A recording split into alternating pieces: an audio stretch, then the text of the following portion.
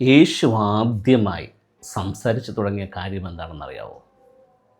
ആദ്യമായി എന്ന് പറയുമ്പോൾ പരിശുദ്ധാത്മാവിൻ്റെ അഭിഷേകം കിട്ടിയതിന് ശേഷം ആധികാരികതയോടുകൂടെ അദ്ദേഹം സംസാരിച്ചു തുടങ്ങിയപ്പോൾ അദ്ദേഹം ആദ്യം സംസാരിച്ച കാര്യം സ്വർഗരാജ്യം സമീപിച്ചിരിക്കുന്നു, അതിനാൽ മാനസാന്തരപ്പെടുവേൻ എന്നതാണ് അദ്ദേഹം ആദ്യം പ്രസംഗിച്ച കാര്യം.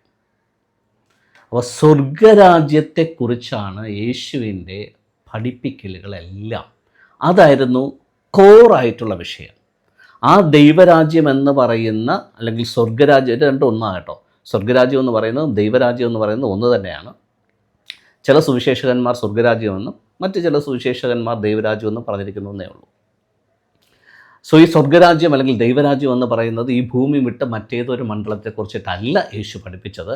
ഭൂമിയിൽ ദൈവത്തിൻ്റെ ഹിതം നിറവേറുന്ന ആ ഒരു സിസ്റ്റമാണ് ദൈവരാജ്യം അഥവാ സ്വർഗരാജ്യം.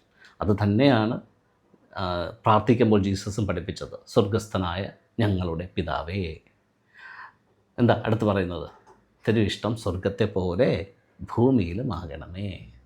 അപ്പോൾ സ്വർഗത്തിലെ പിതാവിൻ്റെ ഹിതം എന്താണോ അത് ഭൂമിയിൽ സംജാതമാകുന്ന ആ ഒരു സിസ്റ്റമാണ് ദൈവരാജ്യം അഥവാ സ്വർഗരാജ്യം. അത് ഭൂമിയിലാണ്. സോ ഈ സ്വർഗരാജ്യം സമീപിച്ചിരിക്കുന്നു. ആ സ്വർഗരാജ്യത്തിൻ്റെ സിസ്റ്റത്തിനകത്ത് നിങ്ങൾ ജീവിക്കാൻ വേണ്ടിയിട്ട് നിങ്ങൾ മാനസാന്തരപ്പെടണം.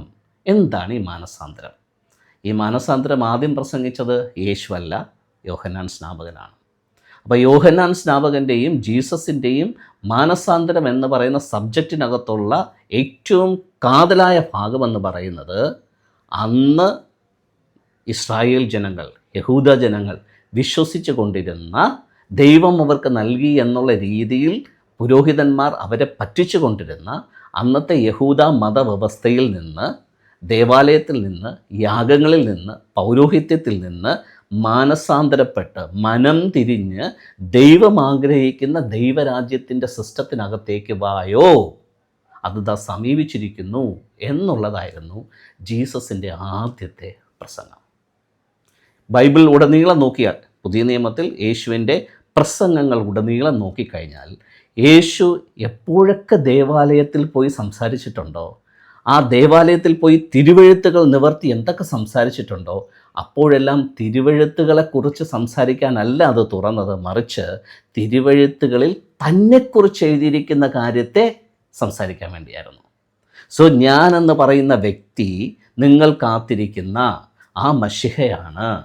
ഞാൻ ദൈവത്താൽ അപ്പോയിൻറ്റഡ് ആയിട്ടുള്ള വ്യക്തിയാണ്. ഞാൻ സംസാരിക്കുന്നതും ഞാൻ പ്രവർത്തിക്കുന്നതും ദൈവം എന്നിലൂടെ ആഗ്രഹിക്കുന്ന കാര്യങ്ങളാണ്. അതുകൊണ്ട് നിങ്ങൾ എനിക്ക് ചെവി തരണം.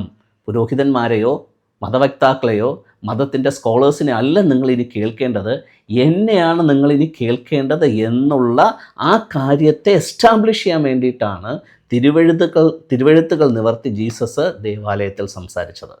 അല്ലാതെ ഒരിക്കലും തിരുവെഴുത്തുകളുടെ എക്സ്പ്ലനേഷൻ അല്ല ദേവാലയത്തിൽ യേശു സംസാരിച്ചത്. ഇനി യേശുവിൻ്റെ പ്രസംഗങ്ങൾ മുഴുവൻ കേന്ദ്രീകൃതമായ സബ്ജക്റ്റ് ദൈവരാജ്യം തന്നെയായിരുന്നു. ദൈവരാജ്യത്തിൻ്റെ ഇംപ്ലിമെൻറ്റേഷനും എക്സ്പാൻഷനും തന്നെയായിരുന്നു ജീസസിൻ്റെ പ്രസംഗങ്ങളുടെ എല്ലാം എസൻസ് എന്ന് പറയുന്നത്.